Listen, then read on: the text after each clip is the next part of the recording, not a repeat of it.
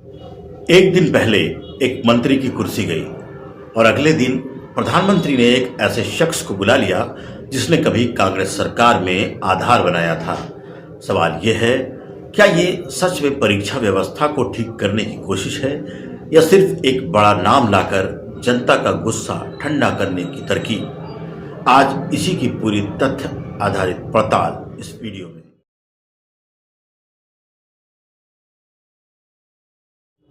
मैं हूं जुहैर तुराबी। चलिए समझते हैं ये टास्क फोर्स है क्या, इसमें कौन कौन शामिल है और क्या ये पहले जैसी कमेटियों से अलग है। ऐलान कब, कैसे और क्यों? रॉयटर्स की रिपोर्ट के मुताबिक 26 जुलाई को प्रधानमंत्री नरेंद्र मोदी ने इंस्टाग्राम पर एक वीडियो संदेश के जरिए ये ऐलान किया, टेक उद्यमी नंदन नीलकेणी की अगुवाई में एक हाई पावर्ड टास्क फोर्स बनाई जाएगी जो भारत की परीक्षा व्यवस्था में बड़े सुधार का सुझाव देगी। मोदी ने कहा, हमारी परीक्षा व्यवस्था भरोसेमंद, पारदर्शी होनी चाहिए और उसमें तकनीक का ज्यादा से ज्यादा इस्तेमाल होना चाहिए। ये ऐलान बेहद अहम टाइमिंग पर आया। ठीक एक दिन पहले यानी 25 जुलाई को केंद्रीय शिक्षा मंत्री धर्मेंद्र प्रधान ने नीट यूजी 2026 पेपर लीक को लेकर हफ्तों तक चले छात्र आंदोलन के बाद इस्तीफा दिया था। साथ ही मोदी ने यह भी बताया कि पेपर लीक से निपटने के लिए एक नया सख्त कानून संसद में पेश किया जाएगा। नीलकेणी कौन है और ये पैनल किसका बना है? अब समझते हैं आखिर नंदन नीलकेणी को ही क्यों चुना गया। द हिंदू की प्रोफाइल रिपोर्ट के मुताबिक नीलकेणी इन्फोसिस के सह संस्थापक है और 2009 से 2014 तक UIDAI यानी आधार प्राधिकरण के संस्थापक चेयरमैन रहे। यानी उन्होंने देश की सबसे बड़ी डिजिटल पहचान व्यवस्था खड़ी की। दिलचस्प बात यह है कि जिम्मेदारी उन्होंने तब मिली जब केंद्र में कांग्रेस नेतृत्व वाली UPA सरकार थी। अब वही शख्स बीजेपी नेतृत्व वाली सरकार के सबसे संवेदनशील सुधार का नेतृत्व कर रहे हैं। आउटलुक इंडिया की रिपोर्ट के मुताबिक यही वजह है कि उनकी नियुक्ति को राजनीतिक रूप से तटस्थ चेहरे के तौर पर देखा जा रहा है। बाकी पैनल में कौन है? बिजनेस स्टैंडर्ड और द न्यूज मिनट की रिपोर्ट के मुताबिक पूर्व इसरो चेयरमैन S सोमनाथ, पूर्व इंटेलिजेंस ब्यूरो डायरेक्टर तपन डेका, IIT मद्रास के डायरेक्टर V कामाकोटी, पूर्व शिक्षा सचिव अनीता करवाल और लॉजिस्टिक्स एक्सपर्ट अमृतलाल मीणा।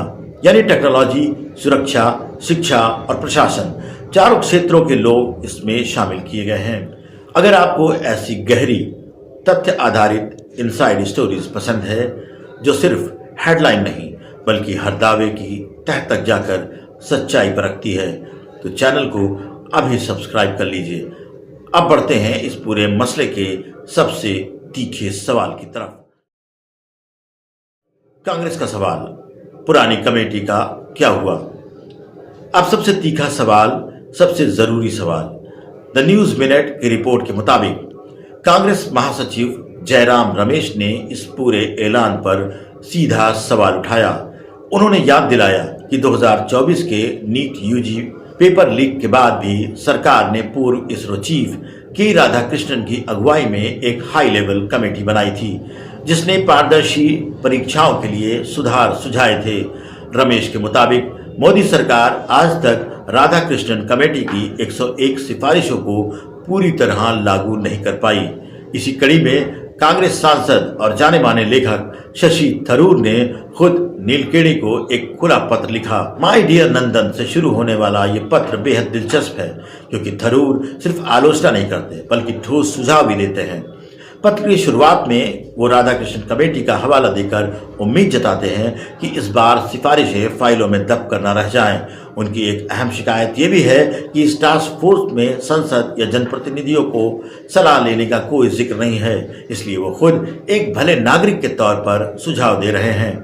थरूर के पत्र में 3 बड़े सुझाव समझने लायक हैं। पहला, वो मौजूदा परीक्षा प्रणाली को संरचनात्मक रूप से पुरानी और बौद्धिक रूप से कुंद करने वाली बताते हैं और सुझाव देते हैं कि भारत को GRE और SAT जैसे मॉडल पर आधारित साल भर में कई बार होने वाली कंप्यूटर अडेप्टिव टेस्टिंग व्यवस्था अपनानी चाहिए, जहां छात्र अपना सबसे अच्छा स्कोर जमा कर सके और हर सेंटर पर अलग अलग सवाल हो, ताकि पेपर लीक करना तकनीकी तौर पर लगभग नामुमकिन हो जाए।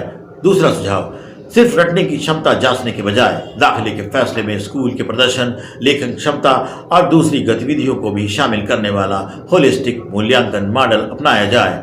तीसरा, थरूर सीधे रोजगार के संकट पर भी जोड़ते हैं। उनके मुताबिक भारत में ग्रेजुएट बेरोजगारी दर तकरीबन 40% तक पहुंच चुकी है और वो एक साझा साल में 2 बार होने वाले national public service aptitude assessment बनाने का सुझाव देते हैं, ताकि दर्जनों अलग अलग सरकारी भर्ती परीक्षाओं की जगह एक व्यवस्थित प्रणाली आए। और सबसे तीखी बात, थरूर लिखते हैं कि सिर्फ एक मंत्री को नैतिक जिम्मेदारी सौंपकर मामला खत्म नहीं होना चाहिए, बल्कि चूक की जंजीर में जो भी अफसर शामिल हो उन सब की जवाबदेही तय होनी चाहिए। इसके लिए वो एक कानूनी नेशनल टेस्टिंग स्टैंडर्ड एक्ट और परीक्षा व्यवस्था से पूरी तरह स्वतंत्र एक ओम्बुड्समैन यानी लोकपाल बनाने का सुझाव भी देते हैं। सरकार का पक्ष, क्या ये वाकई अलग है? अब सरकार का पक्ष भी समझना जरूरी है ताकि तस्वीर पूरी बने। ट्रिब्यून इंडिया की रिपोर्ट के मुताबिक खुद मोदी ने कहा, जिन लोगों ने छात्रों के भविष्य से खिलवाड़ किया वो आज जेल में हैं। सरकार का यह भी कहना है कि अगले साल से नीट यूजी परीक्षा को कंप्यूटर आधारित टेस्ट फॉर्मेट में बदला जाएगा, ताकि पेपर लीक की गुंजाइश ही कम हो जाए। दिलचस्प बात यह है कि यह दिशा कुछ हद तक थरूर के कंप्यूटर अडेप्टिव टेस्टिंग वाले सुझाव से मिलती जुलती है। यानी सरकार का तर्क है कि नीलकेणी जैसी तकनीकी विशेषज्ञ की मौजूदगी में इस बार वाकई एक ठोस तकनीकी बदलाव लाने के इरादे को दिखाती है, सिर्फ एक और कमेटी बनाना नहीं है। असली इम्तिहान आगे क्या? तो असली सवाल यह है, क्या ये टास्क फोर्स राधाकृष्णन कमेटी जैसी बनकर रह जाएगी, जिसकी सिफारिशें सालों तक फाइलों में दबी रही, या ये एक बार एक बड़े जन आंदोलन और एक मंत्री के इस्तीफे के दबाव में सरकार वाकई ढांचागत बदलाव लाएगी, जैसे थरूर ने अपने पत्र में सुझाया है। नीलकेणी की साख, दोनों तरफ की सरकारों में काम करने का तजुर्बा उन्हें इस बार एक मौका जरूर देती है, मगर असली परीक्षा तब होगी जब उनकी सिफारिशें आएंगी और ये देखा जाएगा सरकार उन्हें कितनी ईमानदारी से लागू करती है। तो कुल मिलाकर ये कहानी अभी अधूरी है। एक तरफ एक भरोसेमंद तकनीकी रूप से सक्षम चेहरा सामने लाया गया, दूसरी तरफ विपक्ष का सवाल जायज है कि पुराने वादे अब तक अधूरे क्यों हैं, और थरूर जैसे नेताओं ने ठोस विस्तृत सुझाव भी मेज पर रख दिया है। असली जवाब आने वाले महीनों में टास्क फोर्स की रिपोर्ट और उसके अमल में मिलेगा। ज़ुहैर तुराबी इस वीडियो में आपसे विदा लेता हूँ। अगर वीडियो पसंद आया हो, लाइक सब्सक्राइब ज़रूर कीजिए। अपना और अपनों का ख्याल रखिए। शुक्रिया।